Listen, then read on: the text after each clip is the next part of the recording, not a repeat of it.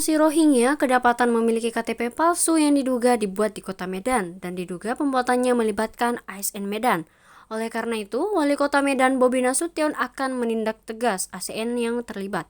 Dilansir dari serambinews.com, pada Senin 18 Desember 2023, nasib para ASN yang terlibat pemalsuan KTP untuk 8 pengungsi Rohingya diungkapkan langsung oleh Bobi Nasution.